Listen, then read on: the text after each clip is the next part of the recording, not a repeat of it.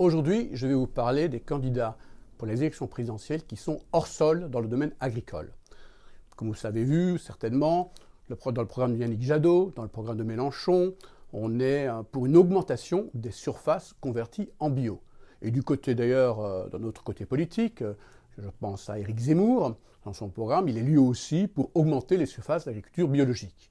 Pourquoi est-ce que c'est hors sol? Tout simplement parce que si on regarde la réalité du marché, ça va être difficile à mettre en place. Premièrement, les fruits et légumes, depuis l'année dernière, ont connu un décrochage de 11%. C'est-à-dire que les consommateurs achètent beaucoup moins de fruits et de légumes de ce qui est produit. Ensuite, dans la production de porc, par exemple, on a environ 1% du marché du porc aujourd'hui qui est en bio. Et bien, même avec ce 1%-là, on est déjà en surproduction.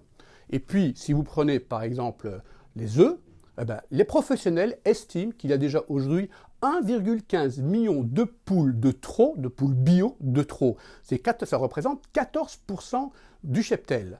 Enfin, si on regarde le lait, qui est quelque chose qui marche très très bien en bio, eh bien, Lactalis, le géant de la distribution de lait, est en train aujourd'hui de convertir 30% de bio en conventionnel. Donc il achète du lait bio et c'est vendu en lait conventionnel. Donc on voit bien que le marché est saturé, il y a un décrochage qui est en train d'avoir lieu et qui est aujourd'hui unanimement reconnu par les professionnels. Et ça s'explique tout simplement parce qu'il y a 4 raisons qui ont entraîné ce décrochage, ce début de décrochage. Premièrement, c'est que l'agribashing, tout simplement, ne marche plus. Depuis qu'on a un ministre de l'Agriculture qui défend l'agriculture, depuis que les agriculteurs ont pris la parole pour défendre l'agriculture, eh ben, les gens ont compris que finalement, le conventionnel, c'est de très très bonne qualité. Il n'y a pas besoin de se ruer sur du bio pour avoir des produits de qualité. Et puis, il s'ajoute un autre aspect, ce sont ces campagnes anxiogènes de générations futures qu'on a vues depuis des années. Eh ben aujourd'hui, ce qu'on remarque, c'est qu'elles ne font plus vraiment recette. On a entendu tellement ce discours qu'aujourd'hui, ça passe plus, ça ne convainc plus personne.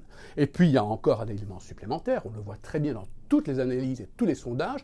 Les gens aujourd'hui préfèrent de loin acheter des produits français locaux que des produits bio. Le local a beaucoup plus la presse ou la une, est à la une que ne l'est l'agriculture biologique. Et puis enfin, les prix, parce que, bien entendu, avec la crise économique et avec l'inflation générale et la pression sur le pouvoir d'achat, acheter des produits 20 à 30% plus chers, les gens ne peuvent pas. Et donc, on a un tassement de l'agriculture biologique. Qui sont les dindons de la farce dans cette histoire? Eh bien, c'est encore une fois les agriculteurs. Et pour ça, j'en veux pour preuve une arboricultrice du sud de la France qui s'appelle Françoise Roch, qui explique tout simplement que voilà, on lui a promis monts et merveilles tous les jours, on promettait monts et merveilles avec le marché du bio, donc elle s'est convertie en bio, et aujourd'hui, que dit-elle? Aujourd'hui, c'est la désillusion.